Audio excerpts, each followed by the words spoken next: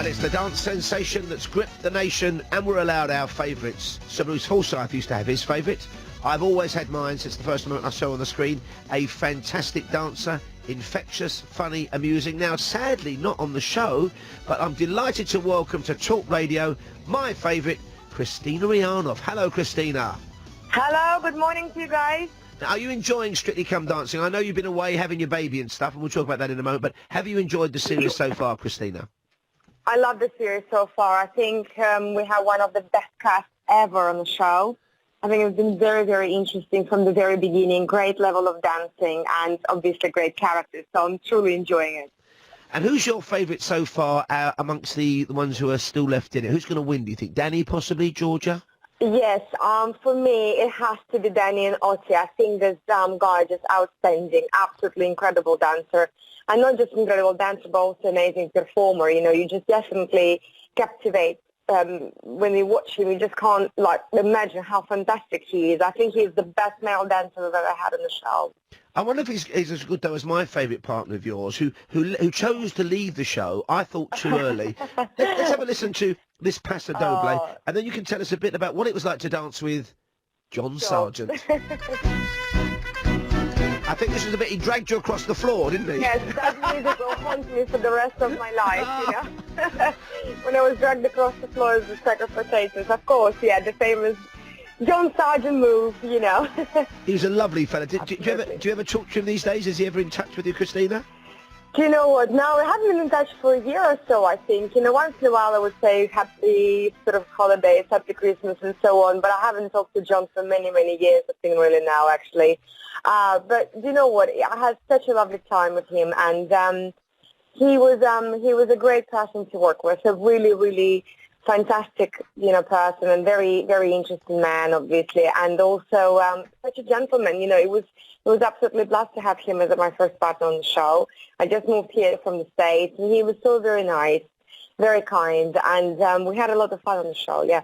And you've just had your baby. How are things? What's it like being a mum and a dancer, Kristina? How are you coping with that? Oh, it's the best thing in the world. Yeah, she's 5 months now. I can't believe it. It's literally just flown by so quickly. And, yeah, she's just my little angel. I absolutely love her to bits. And there is nothing like that. Wake up every morning and, you know, sort of see her smiling. It's just amazing, amazing. And in fact, you're back on stage dancing very soon. December the 11th, at the Adelphi Theatre in London. It's called One More Dance. It won't be just one more. You and Gleb Savchenko, Kristina, is that right?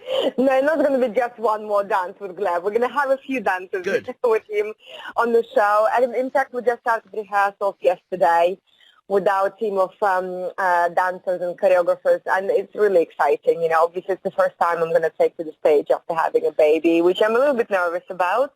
You know, squeezing myself in those tiny outfits, you know. I just took them the other day out of the closet, and I thought, oh, my Lord, I do need to lose some weight. And let me ask you, Kristina, how much weight did you put on having the baby?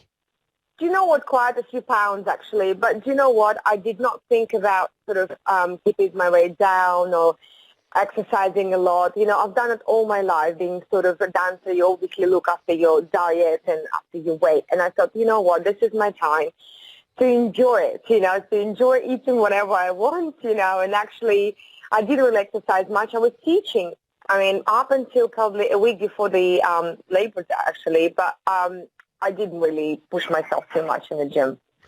Now, you never actually won Strictly, but I thought you were going to win it the year you had one of my daughter's absolute favourites. So my daughter, Dolly, for a long time thought she was going to marry Simon Webb, formerly of Blue. You got 40, I think you got 40 on the leaderboard from him. Yes. Is that right? This was the Argentine tango. Let's have a burst of El Tango, the Roxanne.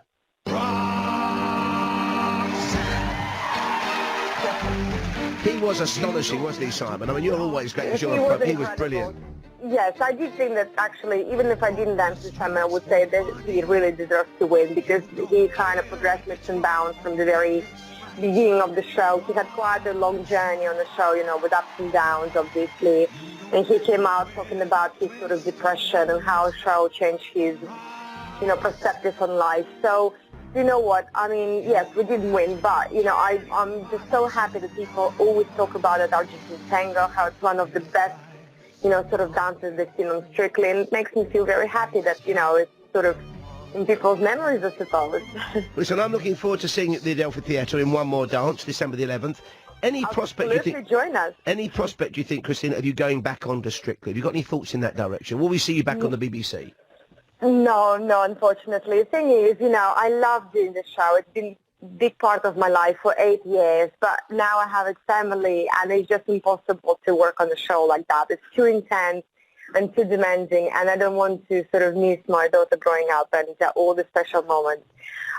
Even if we're going to take the One More Dance on tour, which we hope for next year, so it's not going to be as long as Strictly, because Strictly goes, it's a 6 months out of our life, Literally August to December, we basically, if you go on tour, it's also January and February. You don't belong to yourself. You literally, sort of 24/7 belong to Strictly Come Dancing. And like I said, it's a great show to do. And, as a dancer, there is no better job. But, it's now different priorities in my life. Obviously. And you were fantastic on it, and we look forward to seeing you one more dance at the Adelphi, December the 11th in London, and hopefully on tour next year. You must come and see us in the studio all morning, Kristina. Absolutely. Would love to. Thank you. And as we always say, and I'm sure you will, keep dancing. It's Talk Radio.